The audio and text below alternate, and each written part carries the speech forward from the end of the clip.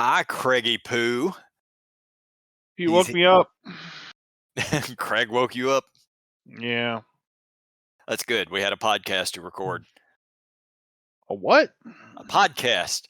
It's the Grumpy Dungeon Masters podcast with your host, Grumpy Dungeon Master Jay and Grumpy Dungeon Master Christopher. Now I'm done doing my radio voice. I'm a grumpy dungeon napper. Yeah, that seems accurate.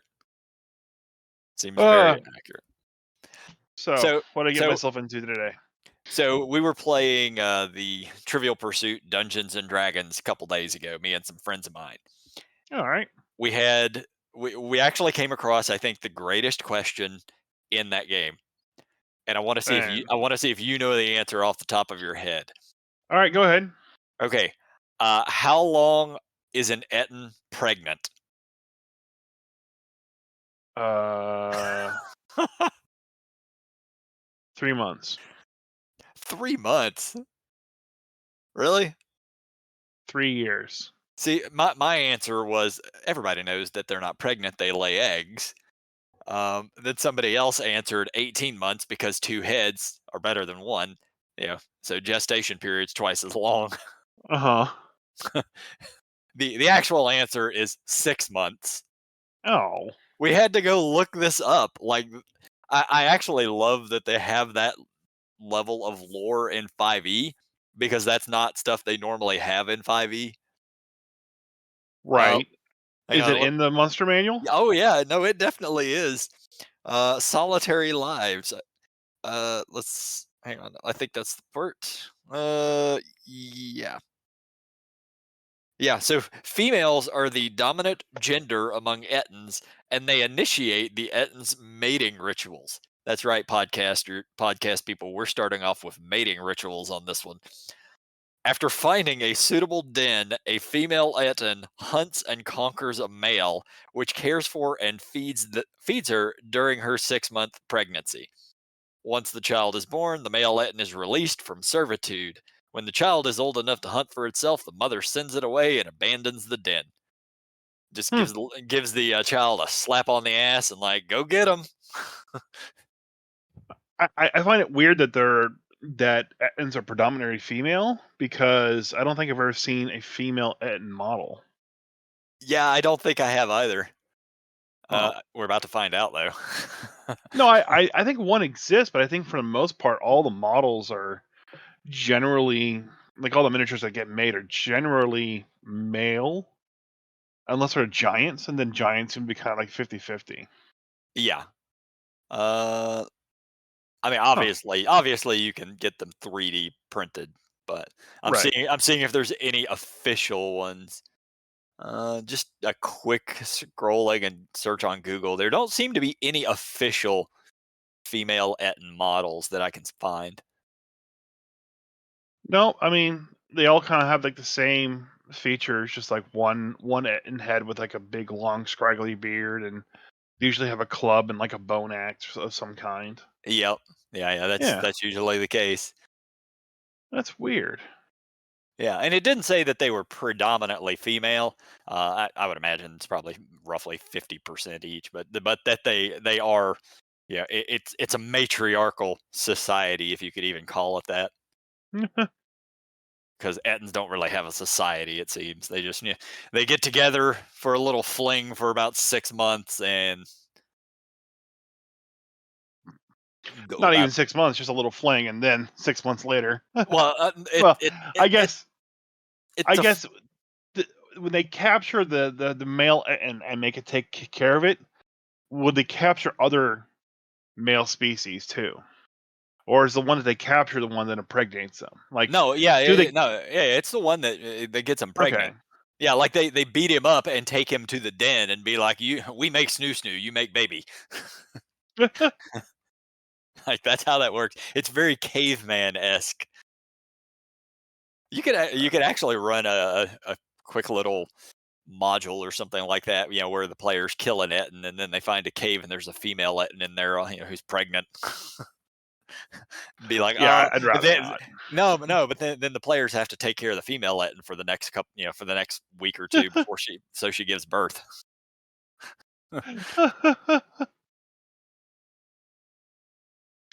I'll pass on that. You wouldn't want to write this module? I mean, come on, man. No, I don't think so. I really don't want to write that module. You know, they start taking care of the female Ettin. She sends out Grogonk, the orc, to go get her some food. He brings back the wrong kind of deer. She's not happy with it. She wanted a jar of pickles to go with it. Sends him back out to do it right the second time. There's a fairly popular player written module called an elf and an orc make a baby, Oh which no. is which is pretty much child rearing, in our accepting society of social norms and disnorms. Yeah. Um, so I want that person to basically at a party make a baby. Oh my god. That, when we heard that question, that's literally just sort of where all of our brains went. It was like the dumbest question that we had seen pop up in the Trivial Pursuit. Nobody was going to know the answer to this because Well, I was almost there. yeah, you were half the way there. Somebody was double the number. Uh, I'm off on some tangent of them being bird-like creatures. They're marsupials, yeah. They're like the, what do they call them? They're like duck-billed platypus. What to say in your world? Do ants have a cloaca or a butthole? Neither. Ugh, And yeah. that's They're like sharks. It comes out of their skin. ugh. Any other good questions in the Trivial Pursuit game, or just that one you can That remember? that's the one that stood out. Eh. Like, we heard it and immediately were like, "Yeah, that's podcast material."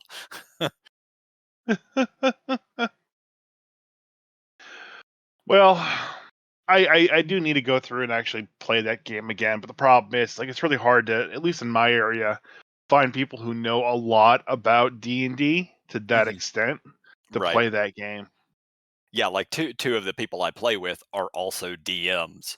My buddy Jonathan, like he's been DMing 20 some odd years or so, and he, like me and him, whenever we're playing it, are neck and neck. There's certain colors I'm better at, certain colors he's better at. And our buddy Mike, he's got several years of DMing, and like he's not quite at the level we are when it comes to that Trivial Pursuit, but he still does quite well. So, and They then need we an have, updated version for like the post Baldur's Gate 3 era of D&D. yeah, yeah. The thing is with the Trivial Pursuits, though, like you don't want to do that very often. You don't want to make new ones all the time. Uh, Yeah, I know. We just need an expansion. right? Yeah, I would like to see a small box expansion that they would do for it. Add another 200 questions or whatever. Uh, The Pathfinder extension. yeah. Oh God. Yeah, but we get into a lot of those questions though, and we like none of us have I don't know who Gygax ran module B11 for in 1973 at I don't know John those. Williams. Yeah, yeah, definitely John Williams. I wonder how good Luke Gygax would be at that game. Yeah, we talked. I know we briefly talked about it last time we talked Yeah. about Trivial Pursuit, which was a few months ago. But he would almost certainly do better than any of us because he would actually know the modules. And there are questions about Gygax and early TSR that he would know that we're just not going to. What was Gary Gygax's favorite sexual position? Go, Luke. I don't know why I know this, but the dragon.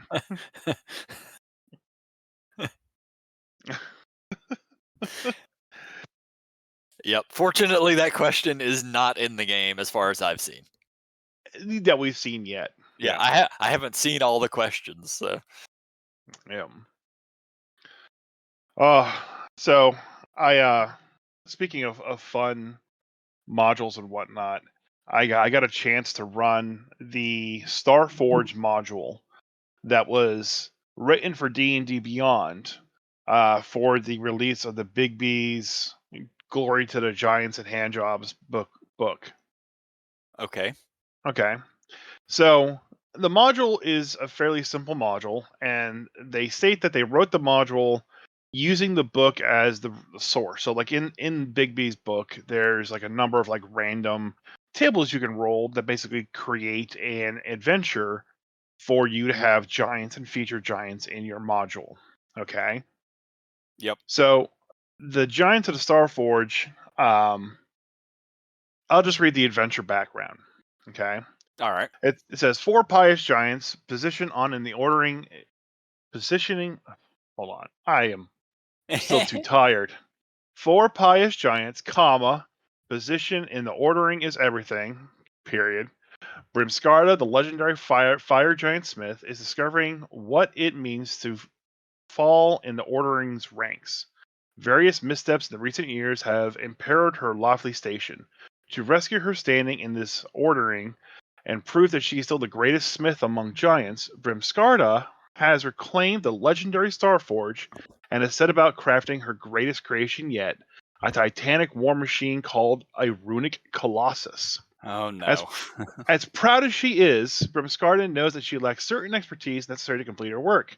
To fill the gaps in her knowledge and learn the secrets of Starforge, Brimskarda has kidnapped the renowned human smith Ettin and forced him to toil at the forge alongside her. Complicating matters is the Starforge's most recent master, a red dragon named Arkenvard. Brimskarda's nephews have managed to draw Arkenvard away from his lair for now, but it's unclear how long they can keep the Saterial dragon distracted. Work on the Runic Colossus is almost complete unless capable heroes arrive to rescue Theoden and defeat Briscata. It's only a matter of time until the region is turned to ash by an angry red dragon, a haughty fire giant, or a destructive war machine. Okay? All right. So that I got one question that stood out to me immediately. what? How did she kidnap that guy? Did this fire giant literally just go walking into, I don't know, Baldur's Gate, grab him up and just walk out? So they don't mention the town that he resides in. They just call it the town. Okay, to keep it very ambiguous. And yes, that's exactly what they did. Brimskarda and her 4 fire giants walked into the town where Theoden lives. Okay. The greatest human smith. Yes. Uh-huh. Okay. Ask him to join their cause. He says no, so they kidnap him. Okay then. I'm sure, let's go with this. So the Starforge is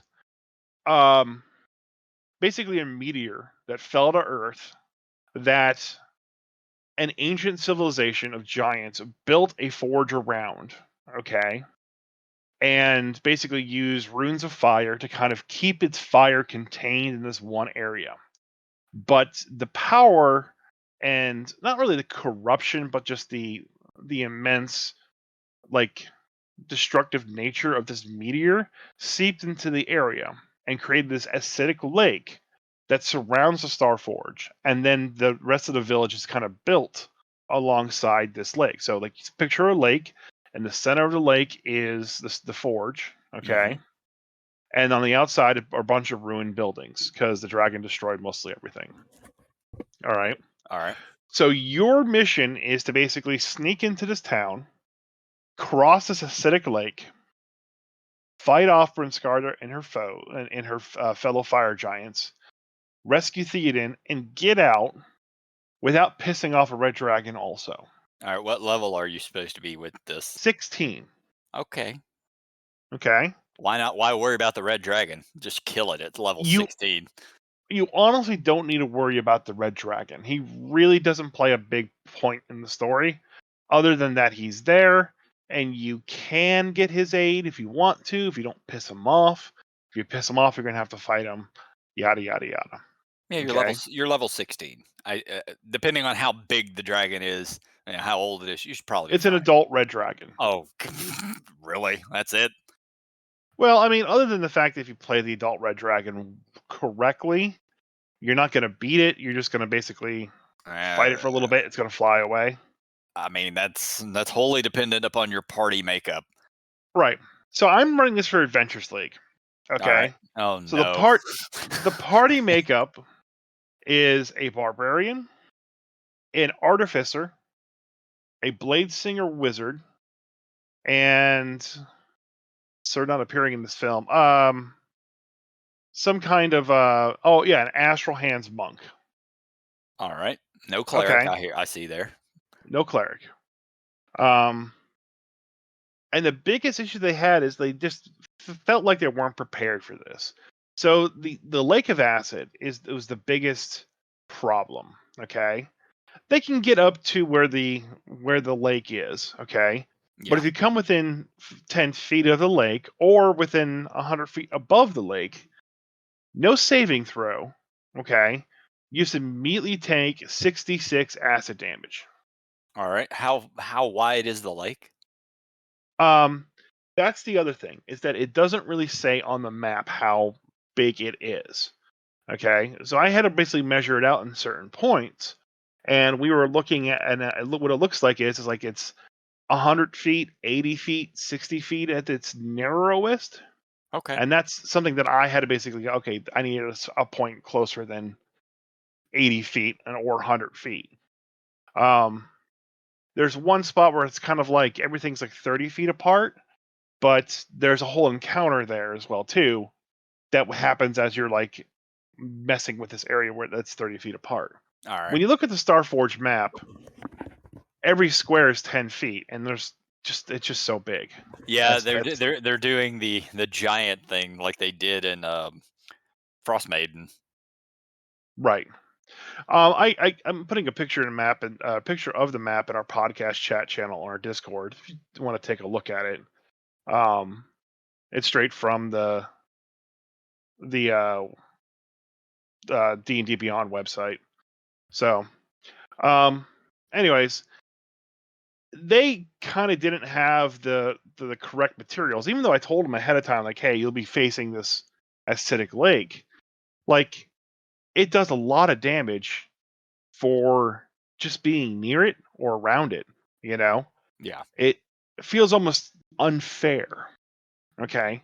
But it sounds like it's easy to conquer, especially since they had a wizard.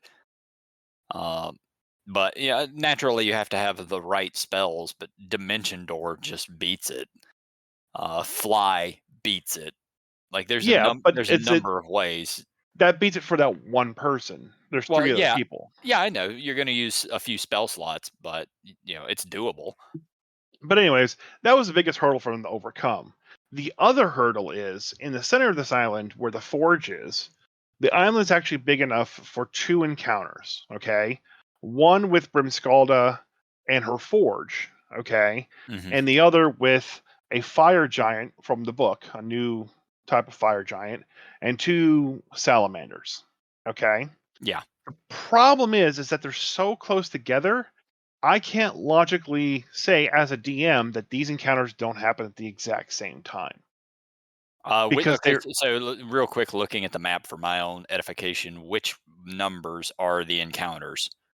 uh f- so one is an encounter which is a bridge which is on the outside of the island. That is where there's a bunch of acid elementals. Hmm. Two is also another encounter with acid elementals. Three is with some fire giants, fire. They're giant lava fire giants, but they're not as hard as fire giants. They're new from Bigby's. That's at the number three. That's just on a building on the outskirts, Right. and that's it. You never even have to mess with that one. Right, you don't even have to mess with that one. 4 and 6 are basically the fire giant and two salamanders, and 6 is where the final fire giant is. So in that center Yeah, island, you're looking at maybe from where that 4 sits to where the 5 sits on the map, 120 feet. It'd be mhm, hard to say that those don't occur together. exactly, and that was a difficulty. So I had moved 4 off the center of the island to the edge, to the outskirts, Hmm. so they could deal with that ahead of time. Okay, and I felt like that's at least a little bit fairer than Yeah. fighting a CR18 monster and and 3 CR10s at the exact same time. Not to mention, you'd have to get through this lake which you had mentioned fly. The wizard did cast fly on himself, but he flew up 60 feet and across. Oh, it didn't go And high the enough. yeah, well, how are you supposed to know it goes up 100 feet? They're just Yeah. acidic fumes, you know? Yeah, no, I would expect that if you did the fly method, you're probably going to get hit the first time. Yeah, Hopefully, you don't lose concentration. yeah. So it's a lot of damage though too. I mean, So like I said, 6d6 at level 16 isn't. that's the fumes. I'm aware, but If you go into the water, it's 12d6. yeah, it gets closer. Not lava damage, but closer to it. Right. So the other thing, okay, is that when you are near the Starforge, okay, again, you said the map's like 120 feet. They're Yeah, like like 120 feet apart. if each square is 10 feet, then I Yeah. counted at about 120. So the furnace itself has a 60-foot radius, okay, All right. that needs a DC 15 Constitution saving throw per round, okay, or be blinded and take 40 10 fire damage. Okay. Definitely don't fight in that room. Right, definitely don't fight in that room or the adjacent area around that area, cutting this whole island pretty much in half, you Sure. know? Yeah. Yeah. And not to mention, you can't get to the edge of this island, so really you've cut it down by a third already, because you can only stand in squares that aren't adjacent to the lake, and now you have this tiny area to fight two fire giants essentially, and two fucking salamanders. Yeah. Well, you're level 16. Salamanders are a joke at that level. Not And all at the same time. I mean, you could easily fight all of that at the same time at level 16 with a party of 4. Uh, Yeah. I mean, maybe. I mean, salamanders are CR5. They're 90 hit point monsters. They're the trash of this Right. encounter. The other two fire giants is from Bigby's. They're new fire giants. Uh, the Brimskalda is a fire giant forge caller. Okay, so she has a 30-foot fly speed. Top her three legendary resistances, some kind of 30-foot radius blast that's basically just this massive fireball that she can do as a bonus action, and her magma wave that burns everything in a 30-foot cone, and her massive fucking heated rock. Plus 13 to hit. You're pretty much always hitting at that point in time. Yeah. It's hard to miss. I mean, The other yeah, depending, but yeah, you should hit a lot. the other fire giant is a fire giant of evil fire. There's a Is that its name? yes. The So fire there's giant, a fire giant of evil fire? yes, there's a fire giant of evil fire. There's an earth giant of evil earth. Do There's they a have water giant of evil water. do they have 5th graders naming this stuff now? Yes, Okay. who also has a bunch of flaming AOE's and range spells. So it's not going to be it's going to be a quite a challenge to fight all those things at once. And then on top of all this, you kind of like look at the situation with the acid lake, the AOE forge, this massive fire giant, the evil fire giant of evil fire, and the salamanders, and you're like, well, that red dragon looks super easy now. So let's go fuck with that thing instead. I And mean, honestly, that's what happened in my parties. They kind of showed up to the situation, found out what the lake was, saw the fire giants and everything happening at once, and we're like, you know what? Let's just dip and go deal with the dragon instead. what magic items did they have access to?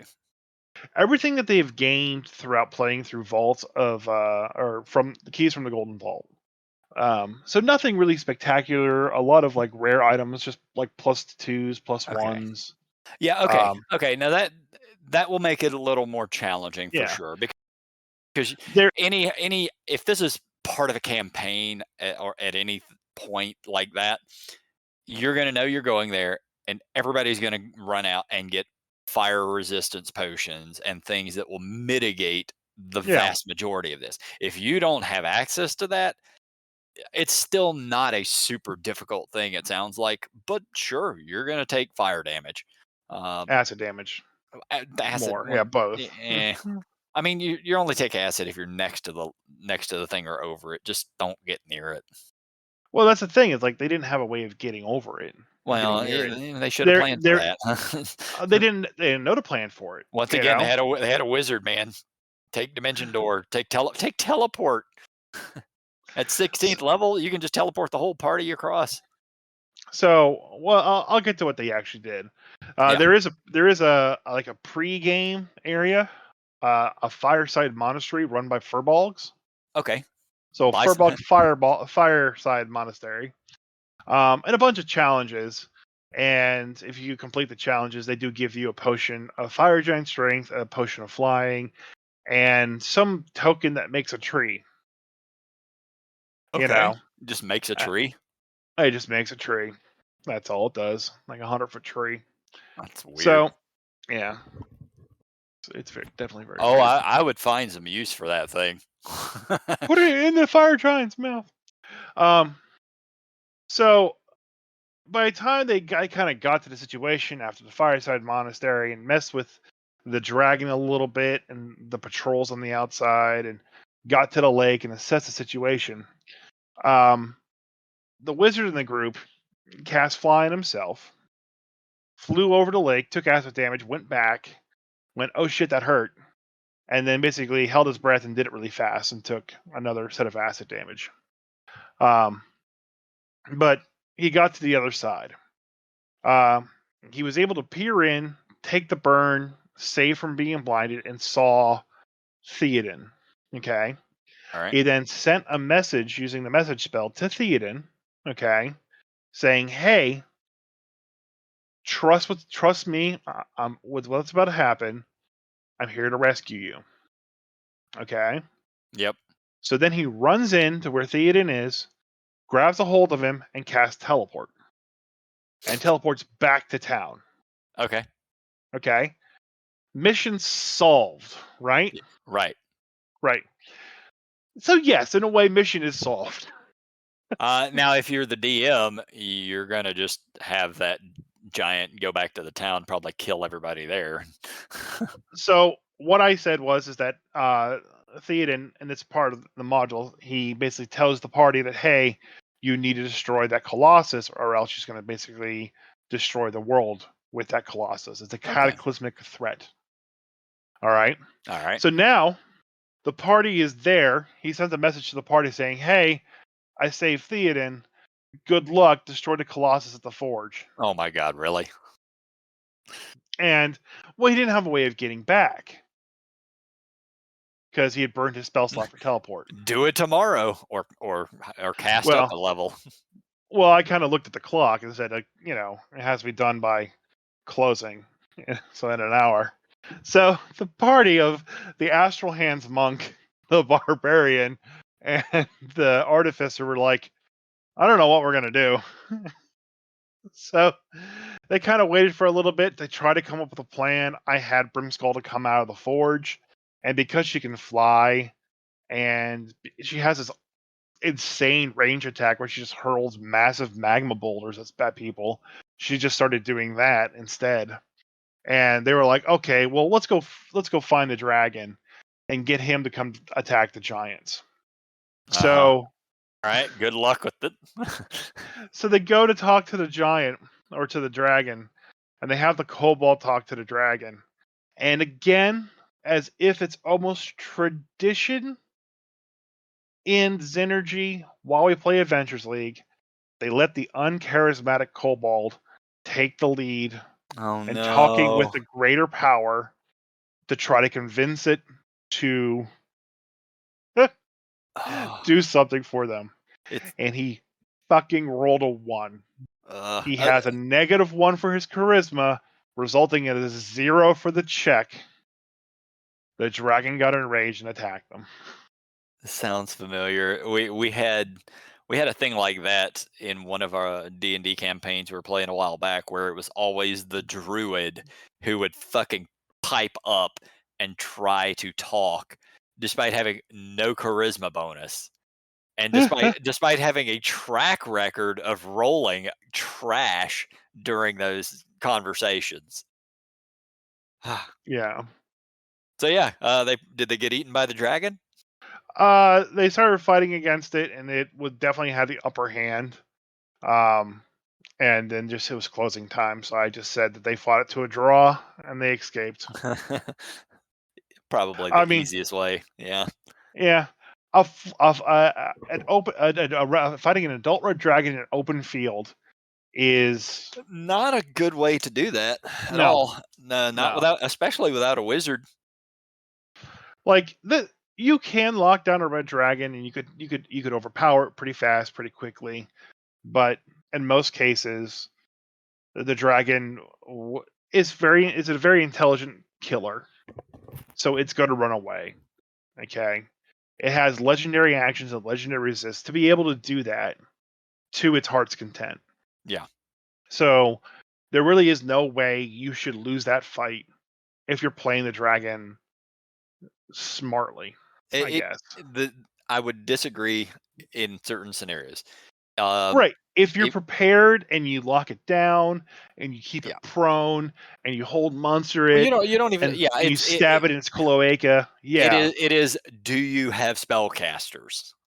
If yeah, Because spellcasters are what make dragons killable. It is very difficult if you're just a bunch of melee folk. Yeah, yeah, that like, oh well, the barbarian's gonna throw his javelin at it again, and the monk's gonna stare at it. yeah. Unless you're Jeremy Irons with the rod of red dragon control, it's Yes, going to be very yes, difficult to beat a red dragon. yes. So, anyways, that was the encounter, and like it feels like a good random encounter. Like someone rolled us up and just played with it as best they could. If you need to kill an hour or hour and a half Yeah, out of your campaign with this encounter, sure. Yeah, but my players felt very stuck with this stupid lake in the way. yeah, yeah. And that's a matter of preparation. If I had shown up and I was playing the wizard that you said they had the blade singer with them, I would have been like, all right, we come back tomorrow. And then I would have gone and I would have memorized the necessary spells to easily handle the lake scenario. Yeah, and I may have let that happen. Um, that makes sense. But being that was just there for AL, you had to get it done today. Well, Um, it's not like you actually have to spend an entire day yeah, to, it's like, okay, you guys go take a long rest in the woods somewhere. It literally takes like 30 seconds. yeah. They were given a map of the area, and I did show them the map. They saw the lake. They had a long rest before that, so you know, Yeah. it is what it is. The lake was the lake itself. The environmental effect was the thing that defeated them, Yeah. not really anything else. Yeah, and Which I that thought was like the weird, kind of cool thing about that encounter. yep. That sounds like that was the case. It's an easy thing to overcome if you have especially if you have a wizard. Wizard is the class to beat the lake. But Yeah, you have to be prepared for it. Like if somehow they're a 16th level wizard and they don't have teleport or dimension door, it definitely would make it harder.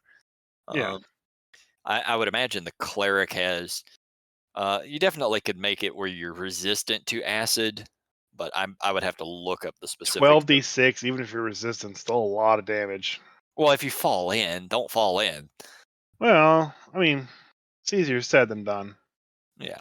No, yeah, yeah. No, falling in would be terrible. Especially since I would have just picked them up and thrown them in. Yeah. Sploosh, you go.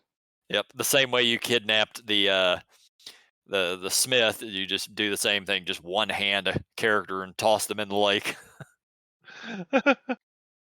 Yeah, the greatest smith ever to live, Theoden. Yep. Yeah, I did find that kind of like hand Who? wavy that he just got captured in town. Yeah. Random town name here. Who lives in a town? Not a city, just a town. Yeah. A town that has knights because his nephew is the one that gives you the quest and he's a knight. Gee. This town has knights and none of the knights went after the giants.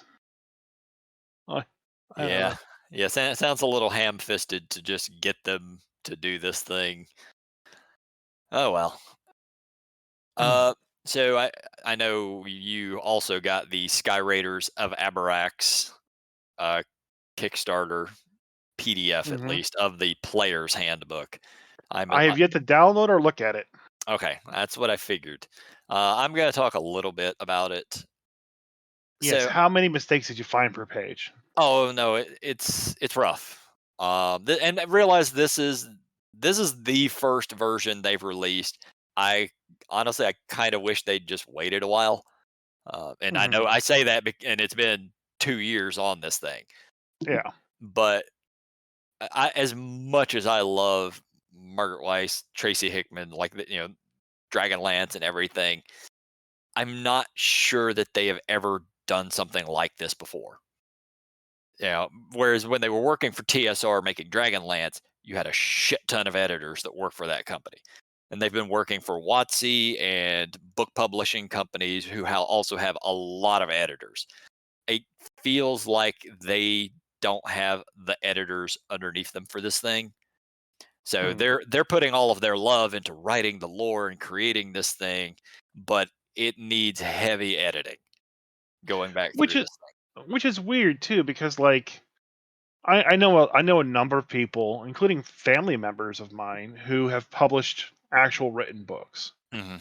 And like, if you were to approach a publishing company with a book and it is not 100% or nearly 100%, as it's impossible to be 100% all the time with your editing, they'll just reject you and never take another look at your book again because it's not edited correctly. Our Yeah. friend Seamus Moss Yeah, yeah. um, had that problem where he submitted a book and they just rejected him because they found too many errors in his writing.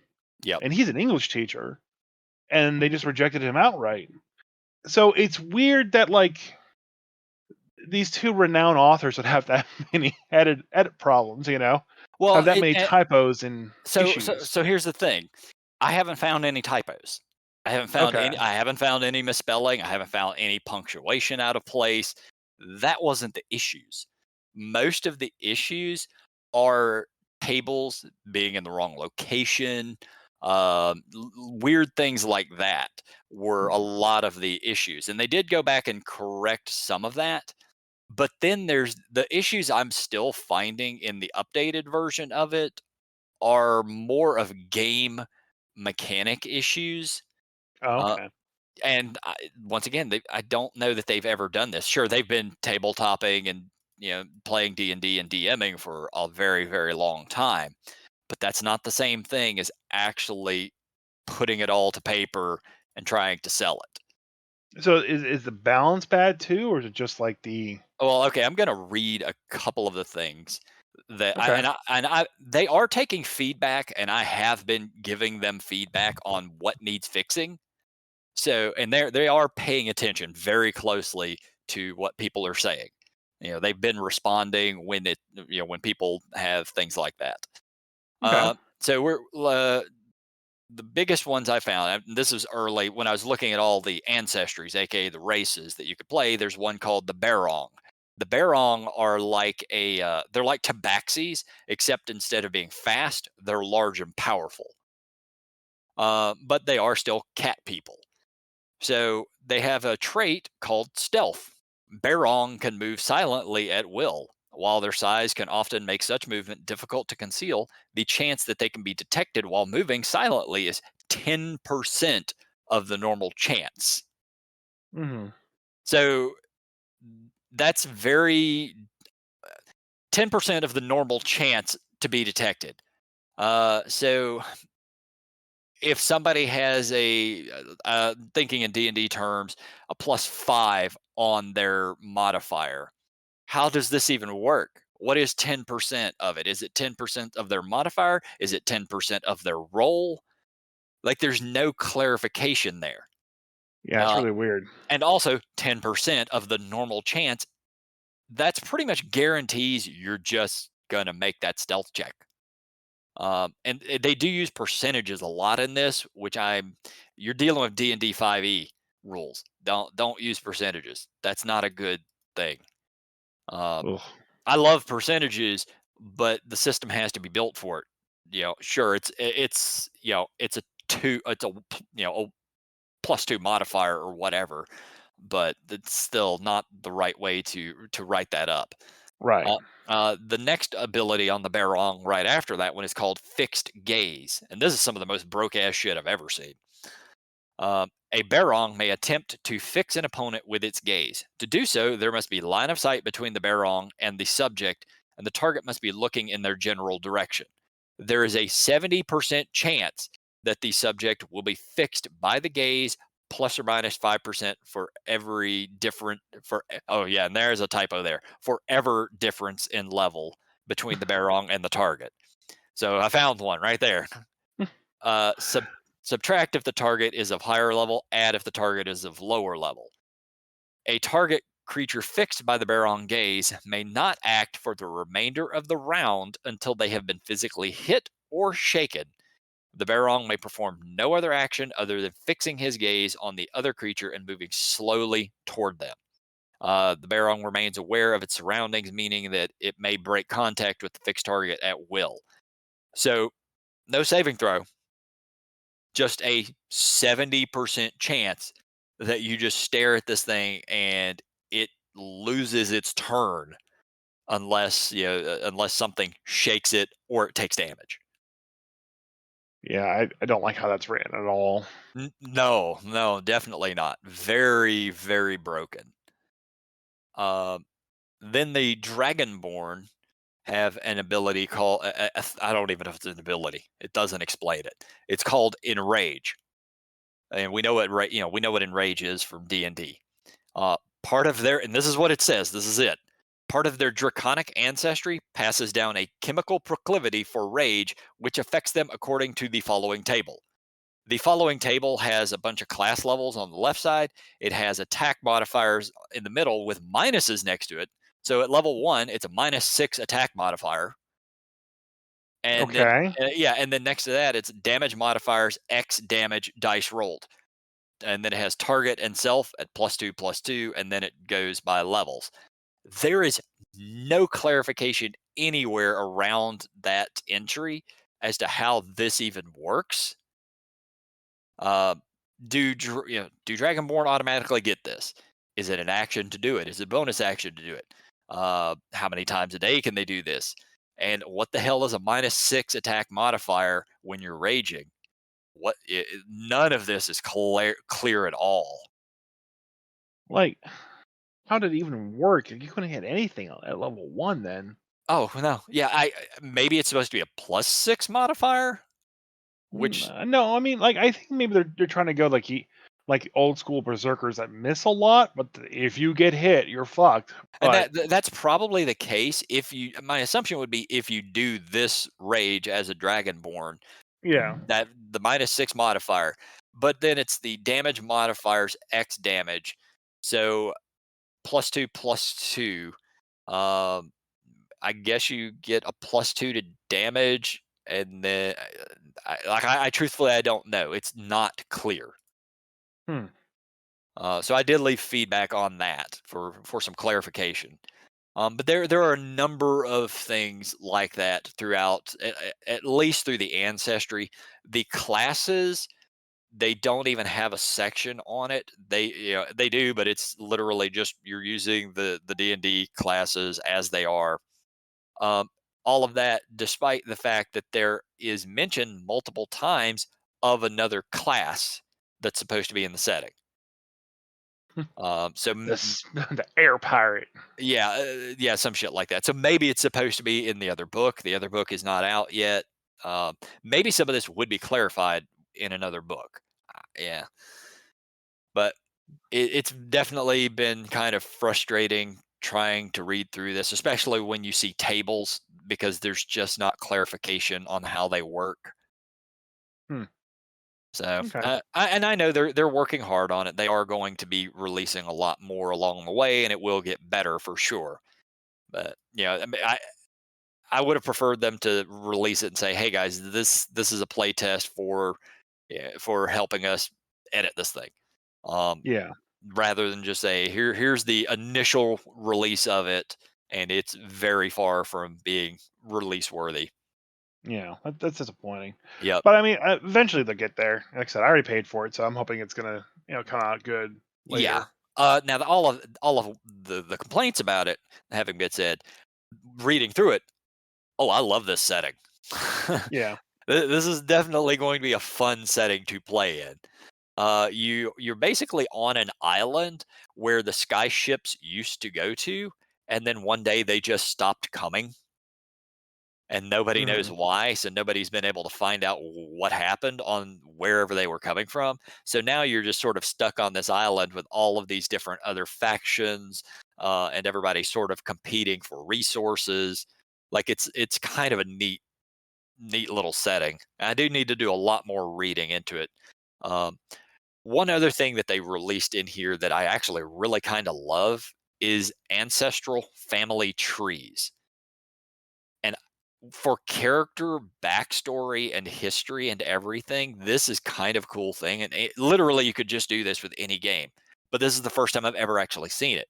Like they actually give you a family tree sheet, and you write your character name in, then you write your parents' name in, and then your paternal grandparents above that. Then above that is like legendary ancestor, paternal legend, maternal legend, as well as all of the spouses and siblings. It's literally just a family tree. And one of the things that they do mention is in here during the discussion on it is, more importantly, your nieces and nephews, spouses, sons, or daughters may rise up to take your place and avenge you should death take you from them. So I know you have had a player before who died off, and then mid game or whatever, and then they just changed the name of the character, and that's like, I'm his brother. My favorite one I actually did recently, I think I mentioned this on the I podcast, think, was yeah, the thigh cream, where yes, every time he got killed, he would puke up an egg as like his death blow. He would hatch and grow up instantly into the next version of him. yeah, Keep this going, Piccolo style. yeah. So then you just sort of expand on the family tree when that happens. That one dies The off. Up, family tree's just a straight line, though. yeah, yeah. The family trees are cool, but it does perpetuate the capitalistic society that all wealth is inherited and you can't earn anything. Uh, but yeah, they also have a chart on here for family branches table. So starting with, say you're a dragonborn, you have 1d6 minus 3 aunts and uncles, a d6 minus 2 brothers and sisters. Like it's all sort of based on how often these races breed. So like halfling, whereas the dragonborn's 1d6 aunts and uncles, minus 3, the halfling is a d10 minus 2. So why hasn't idiocracy occurred and like the halflings outbred everybody? I don't know. Probably because yeah, that's a good, good question. I don't know. I thought I had an answer for it. It started popping in my head. It's like, nope, nope. Well, see, what I'm missing there is the halflings are the favorite food of the dragon pool. Oh, right. That's it. That's why. Because while halflings technically live up to 150 years, their actual life expectancy is probably about 30 because everybody just raids through their town and yeah, And eats them. yeah, and the ogres, eat them. Actually, ogre is a playable race in this one. It's a whole different ogre culture, Hmm. which is kind of neat. And coming from Weis and Hickman, it doesn't surprise me because in Dragonlance, the ogres were the original society. Hmm. They were the massive intelligence, absolutely beautiful race, and at some point they did some magic stuff that ruined their entire society.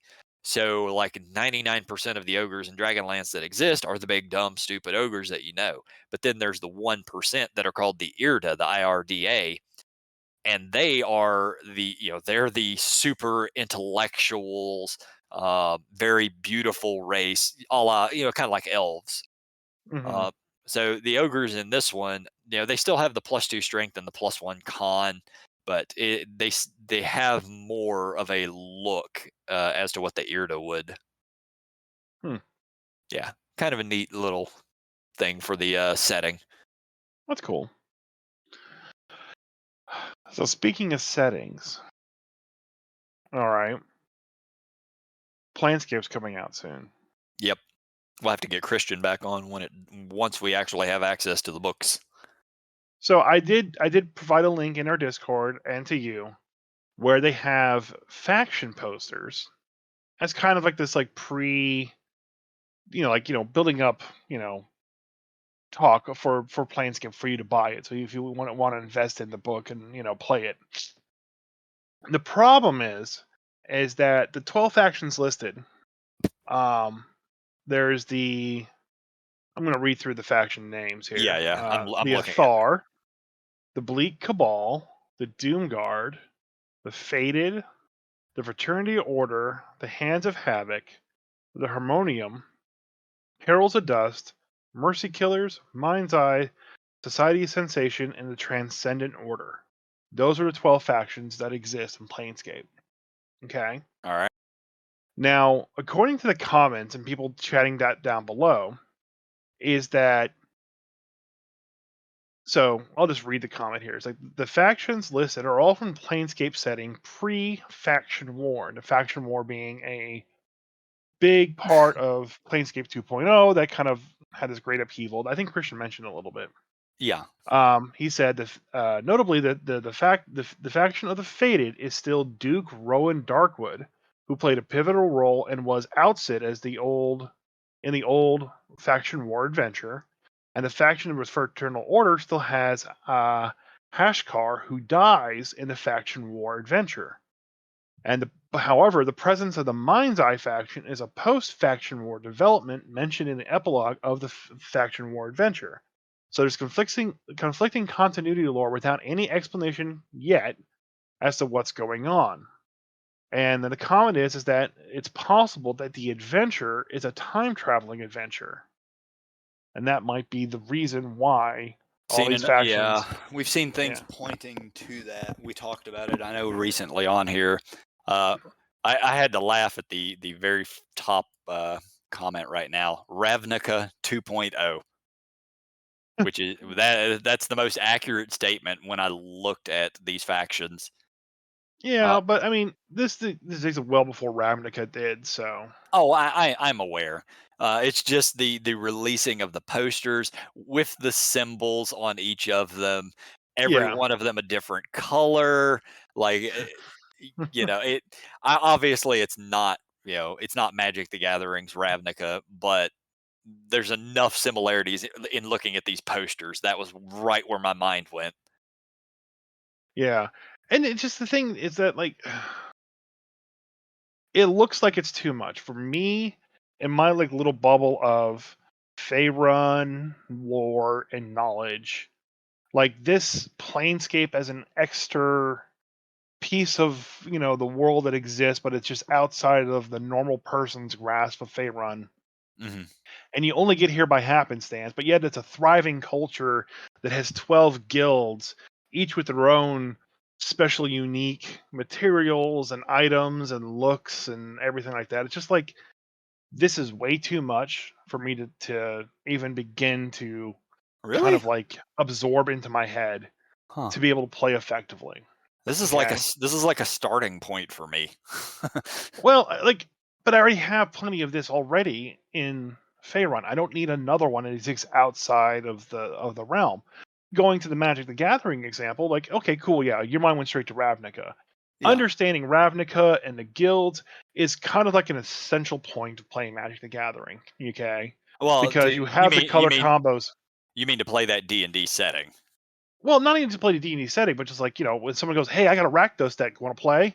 Like, you have to know what Rakdos is. Sure, yeah, yeah. Yeah, and how much the Ravnica guilds and the coloring, the red black and white black and all those things actually mean to the greater like Magic the Gathering community. Understanding Ravnica is very important, at least the guilds. Yeah, in So then Ravnica, when you it's vital. Yeah. right, and so when you go to something like Kaldheim, which is the Viking setting, which has its own set of factions that are two color combos, but handled in a kind of like different way but more with a Viking twist to them, and no one gave two shits about it because we have the Ravnica one sitting over here. I get that same feeling here with these guilds. Like okay, cool. Planescape is an awesome, great city place, but I got Waterdeep. I got Baldur's Gate. I got Neverwinter. Yeah, I don't need another giant city full of guilds. you can literally say that about any setting. I mean, Right. I mean, that yeah. I'm saying that about any setting because I had that same problem with Ouroboros and a few other things. It's like, yeah, it's a really cool setting, but it's a lot for me to remember and take in. I have Lord of the Rings knowledge in the left hemisphere of my brain, and I have D&D in the right, and Mad Max is somewhere in between, and that's pretty much about it. Yeah. And there's a little pocket for George Romero. I get it. For me, I don't have a lot of problem learning the lore of stuff. I like it just sort of clicks with me. I have problems learning new rule sets. Yeah. But like learning to run Planescape with all of these different groups, it wouldn't be hard. I already understand Sigil pretty well, and each of these groups have the. I can run a campaign any way I want to. So if I never really wanted to introduce these guys into it, yeah, I would never have to. Despite it sort of being built around that, it's not a necessity. You can just run a D&D campaign in a planner setting. Yeah. And I get that, but it's just I don't know, the Spelljammer, the Dragonlance, and the Planescape book, it kind of feels like they took these really popular settings and they kind of like dumbed them down for 5e Well, and they just put them out definitely, yeah, there and they like definitely did. We know that didn't for sure. didn't give them the support that they needed, and then like giving me 12 pictures of one for each of the factions isn't enough to get me hyped for Planescape. It's enough for me to go, I'll buy the book and put it on my shelf and never touch it again. Yeah. If I ever bought the book for Planescape, it would probably be just to go, to kind of pick through it and be like, okay, that's kind of cool. Maybe I'll throw it into one of my own campaigns or something similar to it. Yeah. Who's the dude in the bone armor? Yeah, the Doom Guard. Not a fan of that armor. Oh, Really? I love that armor. eh, I don't know. It's trite. I've seen it enough times. Uh, oh, speaking very quickly, Right. yeah, very quickly, since I was talking about some of the things that were bad in the Skyraiders of Abarax, they Do they have a use guild system? well, no, they have their Yeah. own. Their no, they don't have a guild system. They do have their own factions and stuff, but that's every setting. You're gonna have. That's just the way it is. But the maps that are in there, a lot of not the world maps, but the city maps were done with Incarnate. Oh, that's cool. Yes and no. Well, you don't like it, and you have a very particular. Yeah, Yeah, we know you're particular. I love Incarnate. It's great for making maps for online cities or anything like that. It's the one mapping tool that I actually do use. But I wouldn't want to see it in a professionally done book. Like at least the world maps not that way, but the town and city maps are. So Yeah, it's the thing is like when you if okay, let's just say if I were to develop my own setting book, my own campaign book, okay, I would most likely have to use Incarnate because I'm doing everything myself, and that's the only tool that I have available to me that really lets me do things where I can control it. Now, if I had a studio to develop my book in, I would have an art department. I would go to my art director and say, "Hey, let's define the art style for this campaign book," and we would find an art style that we like. We would create the um, whatever the artists call like the standards and style guides for the characters, mhm. you know, and create those things up, and then find artists to basically fill in the gaps and draw that way, you know. Like you can look at D&D art for the most part and say this is all the same W- style. It doesn't like mix and match. yeah, but I wouldn't have used a program to that where it's just drag and drop, put these buildings here. Well, No, that's what I'm saying. It's like you can then find an artist who is good at drawing maps, okay? yeah, that's what I would have done. Yeah, versus just hiring someone who's good with Incarnate. Like I could have hired Panda to draw me 1,000 maps in Incarnate, and they all have been good, amazing maps. But the art style and direction is going to be the Incarnate art style and direction. Yeah. Whereas if I actually had a studio, I would develop that art style and direction with the art director, and they would basically make sure that it was attuned to it. You could use Incarnate as the program, you would just need a different set of art assets instead of using the Incarnate art assets. Sure. Yeah. Like Yeah. I would have been okay with that. But here we're talking about maybe 15 maps or so. Like it's not a massive amount. I just scrolled through. I counted 14 maps. So yeah, sure they don't have this massive budget or anything, but you could have hired somebody to No, do they had a 14 massive maps. budget. Yeah, not like Watsy money budget. I know they had a big budget just because of the amount of money they made off of this thing. But they definitely could have afforded to hire somebody to make 14 maps, not in Incarnate. and Right. and I mean, maybe it's just maybe that's a temporary holdover until the final book is out. I don't know. This is a lot of unknowns still. they from what I saw with what they did in the Kickstarter is they had a pretty good art style for the book, Yeah, the you cover know. art, it's CGI or it's computer art, but it's good. It's really good. Yeah, but it's still very D&D esque, you know. Yeah, yeah. Oh But yeah. like I'm looking more at the ship and the areas around it. Like it had its own style. It's just they just didn't think about that kind of thing for the budget, when Yeah. they did the Kickstarter. You I know, mean, you that would know, be I part of the things that I would put in my Kickstarter is like, hey, we need to develop our own art style for the game as well too. So that's going to be a big portion of it. okay. I actually want to correct myself. By the way, I said it wasn't the world maps. No, actually, it is. They also used Incarnate on that. Yeah, I didn't recognize it at first, but now that I'm looking at it, yeah, that's what it is. yeah. So I mean, it looks like they had just, even kind of going back and looking at it, they had a lot of really good writers attached to everything.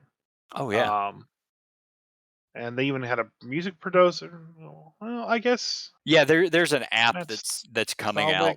Salvic. Like this thing, there's a lot you're supposed to be able to do with the app, but that's still to sort of be developed. They've definitely been working on that. Hey, they actually did mention who their interior artists are, so that's good. And special consultant Joe Maganelio. Yay, pre-divorce.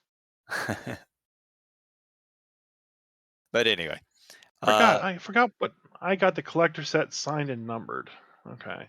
oh, for the Skyraiders, that's cool. Yeah. Which one Uh, was that? I did not. I just got all the core books and I threw on the maps with it and the uh, DM screen because My name's gonna be printed in the Sky Master's Almanac. Haha. oh shit, you're gonna be famous, son. Yeah. I should have got the Sky Master's complete bundle. Damn it. Can you upgrade now? I think you could. You might still be able to throw on upgrades. Yeah, I'm broke. Yeah, I know that feeling. Anyway, I don't really have anything else to chat about on it tonight. You got I any do more? have one thing to chat about, and it is a setting and a book that got released. Do you remember a while ago? I talked about the Book of Fiends. Vaguely, yes. Yeah. Yeah, and then how like I wanted to get the book, but it was already gone from my local store when I went back to buy it. Yep. Well, I stopped by there today, and they just happened to have it on the shelf. I don't know why. Like it disappeared. You can't buy this book. It's not in print anymore. Right. So maybe they took it off the shelf or shuffled around or something. I'm honestly not sure. But I showed up today. It was there, so I bought it on the spot. My wife rolled her eyes at me. She said, "You don't need that." I said, "Yes, I do. I regretted not buying it last time when I saw it, and I should have bought it." And she said, And "No, now you you did. didn't." And also, what they had too is they had the um, the Rise of Tiamat book, Okay. the one from Cobalt Press that's been out of print for like Oh, 17 years, the original one that's over a the hundred original one. dollars. So Yes. I have to double check if I don't have that one, but I put it behind the counter so I can buy it later. Like where did this come from? Like, I've been checking your wall like every single day, Somebody and came in and sold it. That's what happened. that's maybe, I don't know. No, that's Anyways, most likely. so I'm not going to go back through the Book of Fiends and gush about how great it was. We have that podcast from way, way, way back when. But just as a quick recap, the Book of Fiends is a 5e supplement written by Robert J. Schwab with Aaron Loeb, Eric Muna, and Chris Pramis. Older, not extremely old, but writers that have done a lot of work for 5th edition and 4th edition stuff. And the Book of Fiends generally is mostly like a like a slightly different, like, layers of 9 hells. They bring a lot of like the Christian mythology in, like all the 7 deadly sins. They have monsters for all that. They got what, like, just as an example, they have Nurgle the Fetid Prince as a servant of Beelzebub in the 7th circle of hell. They brought in And Warhammer. What the fuck? no, just the name Nurgle, but it is That's Warhammer. yeah, it's Warhammer. It's just a disease and decay, huge fiend, Yep. 24 AC, does rot and pestilence and stuff like that. But it's a lot of really cool monsters. It's like 200 pages and like a monster per page. And I was going through the book again today, just kind of flipping through, and I wanted to read the description of one of the monsters that I found called Vual, the Duke of Pleasure. Oh Okay. no. Okay. All right. So Vual, the Duke of Pleasure, has power over sex and fertility, and is popular among the barren and those whose true lovers do not share their affections. Burned men send prayers to hell to force adoration from the subjects of their irrational desires. The ugly and poorly spoken look upon their pleasingly featured silver-tongued fellows with homicidal envy. Murderous sexual partners slit the throats of their companions while they are sleeping, collecting their blood in iron chalices to be quaffed in dark ceremonies. And nestled in the oasis of unbound passion in an arid desert on the first layer of hell, Vol laughs. Vol is said to have written many treatises on lovemaking, and his reputation as a lover spans the plains. He is something of a patron among those who regard sex as nothing more than a tool for personal power, or who values hares over loves in their unions. The devil is far from altruistic, however. Every fertilization he performs, every sensuous secret he whispers in the ear of a desperate lover, is calculated to bring him the most gain in the form of either material wealth or contracts on souls of his followers. Though Vol understands the intricacies of infernal nobility, he considers himself politically independent, with a distaste for Beelzebub and his faction, whom he views as upstarts. Okay. That almost sounds like it was written out of the Book of Vile Darkness for 3rd edition. This is very much the Book of Vile Darkness when it comes to demons and stuff. So I read you the description of Vol, Duke of Pleasure, and they have a picture of Wall here. I'm not going to read his stats or anything like that. They're just picture, claws, Yep. teleportation, charming magics, magical resistances, what have you. What does Vual, Duke of Pleasure, look like to you in your mind's eye? I would imagine, and from the description that you have read, I would assume somewhere like Gratz.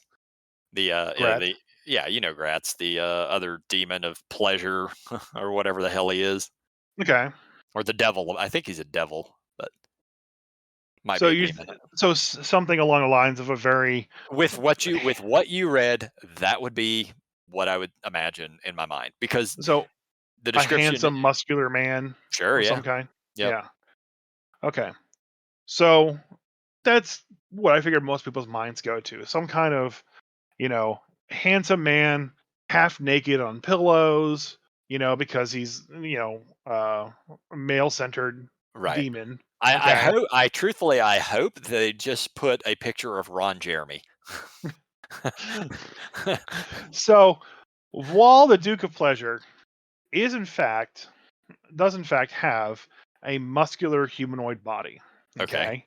He is sitting there pretty much naked with just a piece of cloth over his lap, Right. okay, on a bunch of very fancy, ornate silken pillows. His hands kind of have claws in them, but nothing like too intrusive, you know. Yep. His head, however, okay. All So right. picture like a hot male model from the neck down, Yeah. okay. From the neck up, his head, it's a camel head. It's a camel? Yeah. What the fuck? So it's a I- camel-headed Duke of Pleasure. Is he an Egyptian god? No, Because that sounds like something you would find there. Yeah, they had a lot of deities that no, had animal heads. No, all right. I don't. I don't get the camel head. No, He's hung like a camel. I don't think so. Nope. I'm Okay. confused. I'm very confused.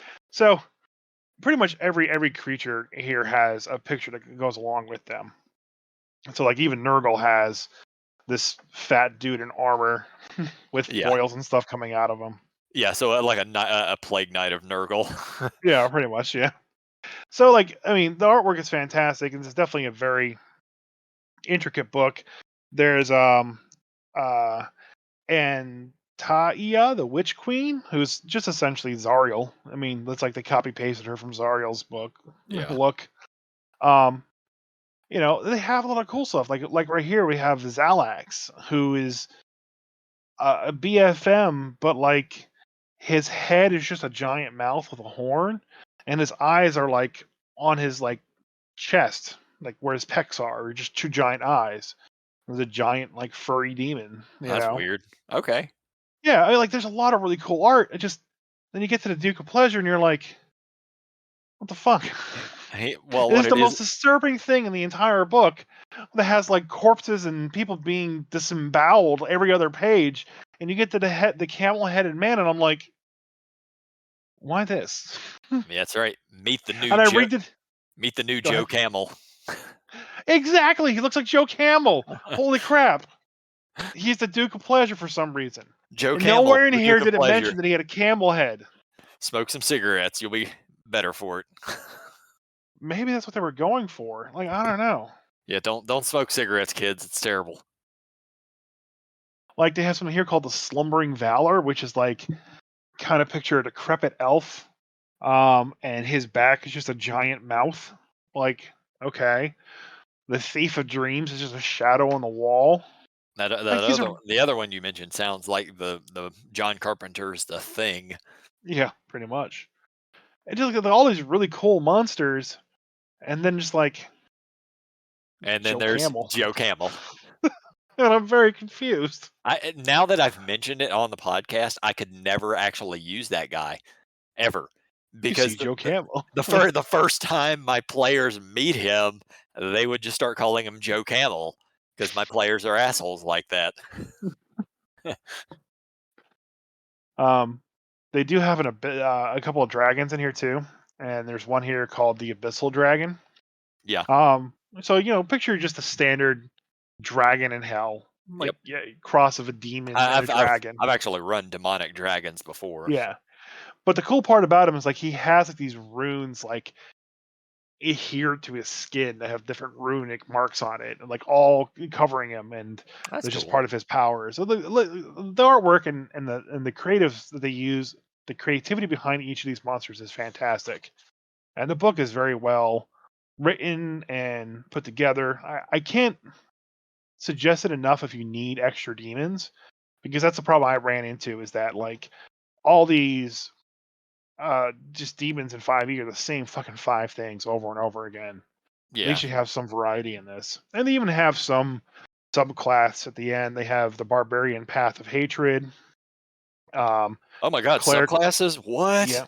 Oh fuck yeah. Uh You just sold me. path of hatred, path of infernal hunt, um which lets you train into different demonic beasts. Cleric domains, domain of fear, cleric domain of pain, cleric domain of ruin. What company put this out? It's independent. Yeah, if I ever Green see. Ronin Publishing. Oh yeah, I fucking love Green Ronin. Yeah, they're the Let's see. green Paladin, one. Yeah, go ahead. Go ahead. Sacred Oath of Eternal Darkness. They have the Otherworldly Patron, the Deceiver, and the Plague Lord. I like the Plague Lord one. Yeah, that one immediately appealed to me. The Demon Lord, Pact of the Demon Lord. And then they have Corruption and Corruption effects that can just happen throughout your thing. Hmm. Cultist backgrounds. Do they have more? Feats. They have spells. Yep, they got spells. Yeah. Okay. Bard spells, Cleric spells, Druid spells. Yeah. This is the 5e version of the Book of Vile Darkness. It sounds like because No traps though. well, Book of Vile Darkness didn't really have traps that I remember, but it had all of the Yep, different. It had a fourth lot of edition did. well, five. I only know the third edition, but it had all of the things that you've already described. So And the last page, page 254, the Wizards of the Coast, 2000 OGL, version 1.0A. yeah. As I was saying, Green Ronin though, they're the ones who released the Dragon Age role playing game. Yeah, So they make good stuff. If I ever actually see that book, even though I don't really do 5e, I would probably still pick it up because there's useful stuff in there. And at some point, I know I'll end up playing and or running 5e again, so it'd be worth having it. yeah. Like I said, like it's got the kind of definitely the Christian mythology flair to it, especially for like the demons that are like different types of sins. But you don't really need to, factor that in. You can still use the standard 5e cosmology and just have these demons show up when you want them to, or fiends show up when you want them to. Yep. There's a lot of good ones. They're very powerful though. I would say on they're just a level above the normal monsters in the 5e manual. Well, that's what the Book of All Darkness was. It was all of the named demons and devils. It wasn't. They didn't really have any just like lesser ones there. It was all the named guys. Yeah, I remember the 5e book had sorry, the 4e Book of Vile Darkness, because I actually was looking at it recently. Did have a lot of traps in it as well, but these traps were very specific in that they were all the ones that, like, if you failed, you died. Yeah. Okay. It had real traps in it. It was like, okay, these traps, you get caught in the blade, you're dead. Awesome. So, All right. Well, I think that's all we got for this week. Thanks everybody for listening. Bye, Craig. and I hope you enjoyed the stream we did yesterday, right? Yes, yes. Watch the stream It from looks fantastic. yeah, from yesterday, aka watch it Monday, which where it's too late now. Also, don't smoke Joe Camels. No, Bye. don't smoke. Smoking's bad for you. Yep. Or Don't vape. vape either. Yep. Vaping's bad. All right. But drink heavily. Drinking's legal. Just Yeah. drink all Well, day, every day. Start at 6 a.m. Don't stop until 6 p.m. your and your pass liver out at like 6. your liver will thank you.